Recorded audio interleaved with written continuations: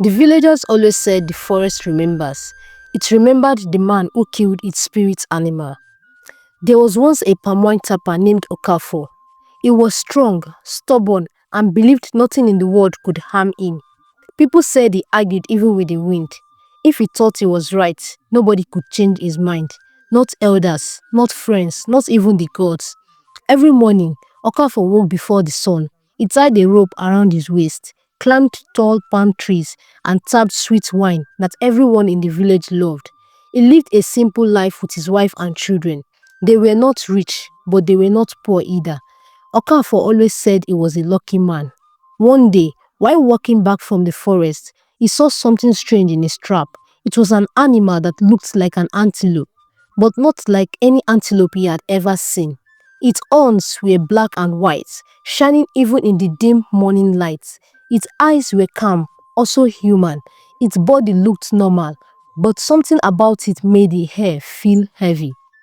Okafor stood still for a moment, but only for a moment. Then he laughed.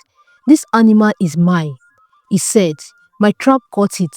Luck has found me again." He dragged the animal home in his old wheelbarrow. The news spread fast. Villagers came running. Some were amazed, some were scared, some whispered, "No one has ever killed this kind before." The elders walked slowly to the front. They looked at the animal, then looked at Okafor. "My son," the oldest elder said, "this is not a normal creature. This is a spirit animal of the forest. You must go and do a sacrifice. If you don't, trouble will follow you." But Okafor shook his head. "There is no spirit anything," he said. "I have worked hard. I caught it with my trap. Let me enjoy my luck." The elders begged him again.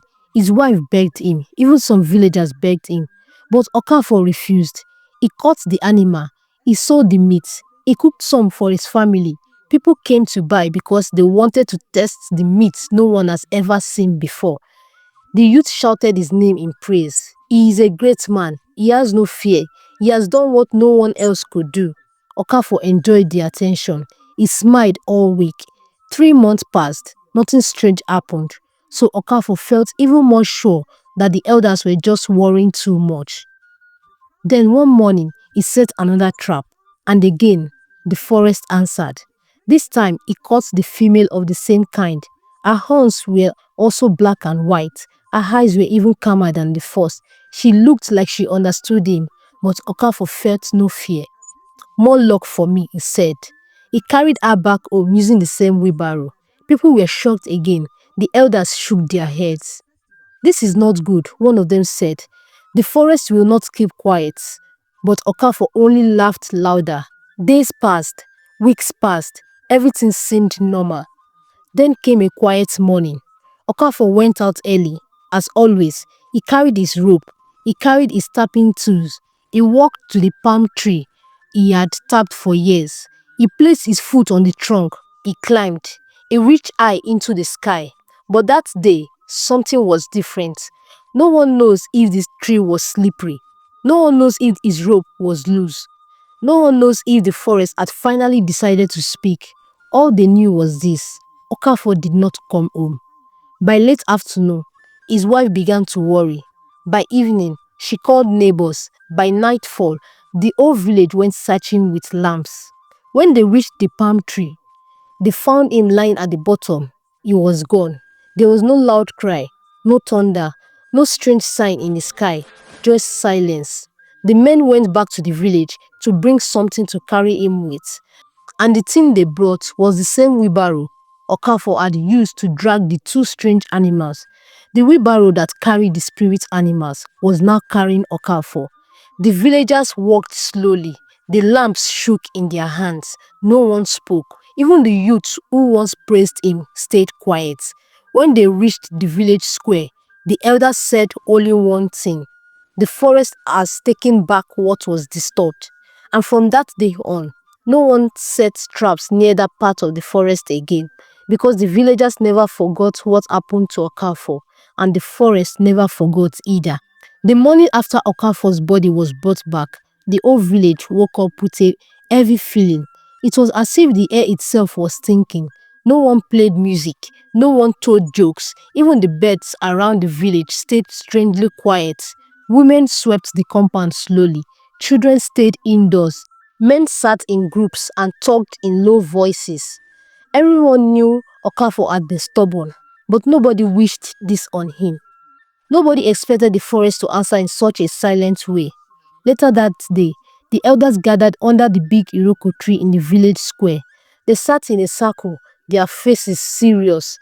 One elder said, "It is not the fall that scares me, it is the timing." Another replied, "The forest kept quiet, then acted when no one expected." A third elder shook his head and said, "I warned him, we all did, but he closed his ears." They did not speak with anger, only sadness. They did not talk about punishment, only consequences.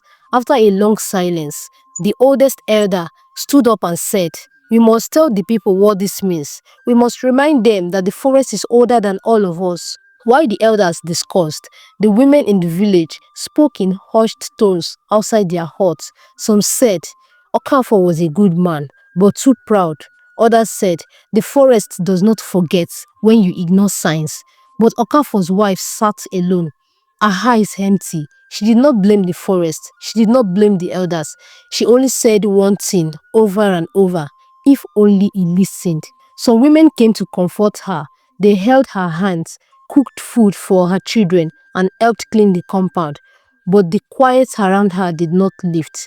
The youths who once praised Okafor felt the worst kind of embarrassment. They had been the loudest when he killed the first spirit animal. They had shouted his name when he killed the second. They had told him to set more traps. Now they could not even look at the elders. One of the older youths said, "We pushed him. We made him feel untouchable." Another replied, "No, he made himself stubborn, but we should never have encouraged him." They all agreed on one thing: from today, nobody celebrates a mistake. In the days that followed, nobody went near the part of the forest where Okafor fell. Even hunters avoided it. Even the bravest men walked around it carefully. Parents pointed at the forest and told their children, "Some places are not meant for play." Farmers told each other, "The forest gives, but it also watches." And when newcomers asked why the area was avoided, villagers simply said, "Ask about Okafor the Tapper." The forest remembered him. On the night of Okafor's burial, something strange happened. The wind blew gently through the village. The trees shook slightly, though there was no storm. And for a brief moment, the forest made a sound that was not loud, not scary, but deep. It sounded like a long sigh. Some villagers heard it and stood still. Some whispered prayers. Some mothers drew their children close. But the sound faded quickly, leaving the village quiet again. One elder said softly, "The forest is done," and everyone believed him. Years passed, children grew, new palm wine tappers learned the trade. But every new tapper was told the same story: work hard, but respect the forests. Do your job, but listen to warnings, and never think luck makes you untouchable. Whenever they mentioned Okafor's name, they did not say it with anger. They did not say it with fear. They said it as a reminder that stubbornness can be louder than wisdom, and that the forest is quieter than people think until it finally decides to speak. And so, in Umuogu village, Okafor's story lived on, not because he was strong, not because he was brave, but because he ignored what everyone else could see.